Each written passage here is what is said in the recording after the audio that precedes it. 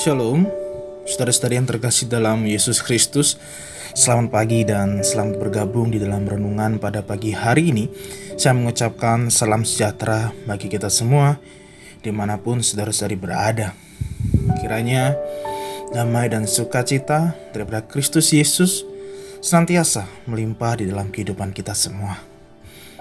Sebelum kita merenungkan firman Tuhan, mari kita satukan hati kita untuk berdoa. Bapa kami di surga, kami sungguh bersyukur pada pagi hari ini kami boleh bangun dan kembali merenungkan kebenaran firman-Mu. Itu semua karena berkat dan anugerah-Mu dalam kehidupan kami. Sebelum kami melakukan segala aktivitas yang ada, kami rindu untuk dilengkapi oleh firman-Mu. Berikanlah kami hikmat dan pengertian untuk memahami kehendak-Mu.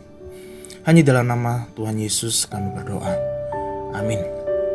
Saudara yang terkasih dalam Tuhan, bacaan Alkitab kita pada hari ini terambil dalam Amsal 3 ayat 27. Amsal 3 ayat 27, saya akan membacakannya bagi kita semua. Firman Tuhan tertulis demikian. Janganlah menahan kebaikan daripada orang-orang yang berhak menerimanya, padahal engkau mampu melakukannya. Fungsi kita diberkati Tuhan adalah agar kita menjadi saluran berkat. Artinya bahwa Allah memakai kita untuk memberkati orang lain. Berkat yang Allah berikan dalam kehidupan ini bukan hanya untuk kita nikmati sendirian, tapi Allah mau agar kita juga memberikannya kepada orang yang membutuhkan. Sebab kita dipanggil untuk hidup bagi sesama demi kemuliaan Allah. Hukum kedua dalam hukum kasih adalah kasihilah sesamamu seperti dirimu sendiri. Kalau kita mengasihi sesama, berarti kita harus mampu menolong mereka yang susah dan membutuhkan bantuan kita. Memberi dan mengasihi membutuhkan pengorbanan. Berkat yang Allah berikan kepada kita, baik itu kekayaan, makanan dan minuman, pakaian, pengetahuan, dapat kita bagikan kepada orang-orang yang membutuhkan sebagai bukti kasih kita kepada mereka bagi kemuliaan Allah. Menurut John Maxwell, sukses adalah ketika seseorang mampu bertumbuh, meraih potensi yang maksimal dan menabur benih yang menguntungkan sesama. Jadi, ketika kita mampu menabur benih bagi sesama, kita termasuk orang-orang yang sukses dalam kehidupan. Sama halnya dengan firman yang sudah kita baca tadi. Amsal berkata, janganlah menahan kebaikan daripada orang-orang yang berhak menerimanya, padahal engkau mampu melakukannya. Apa maksud Amsal dalam hal ini?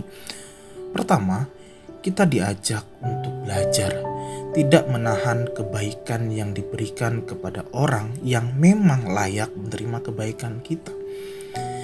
Ketika menghadapi situasi yang demikian, kita harus mengingat firman Tuhan ini, yaitu tidak menahan, yang artinya memberikan hati kita untuk memberi, mengasihi, dan berbagi kepada orang lain. Kita diajak membiarkan hati melepas apa yang kita rasa sayang untuk dibagikan kepada orang lain. Namun sebenarnya kita mampu untuk melakukannya.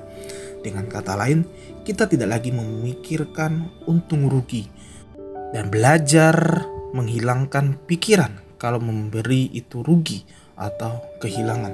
Tapi sebaliknya, memberi itu menghasilkan anugerah Allah bagi kehidupan kita.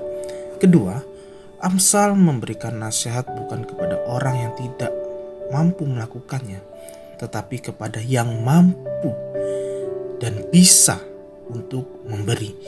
Ia mengatakan, padahal engkau mampu melakukannya. Ada bagian yang memang bisa kita berikan kepada orang lain.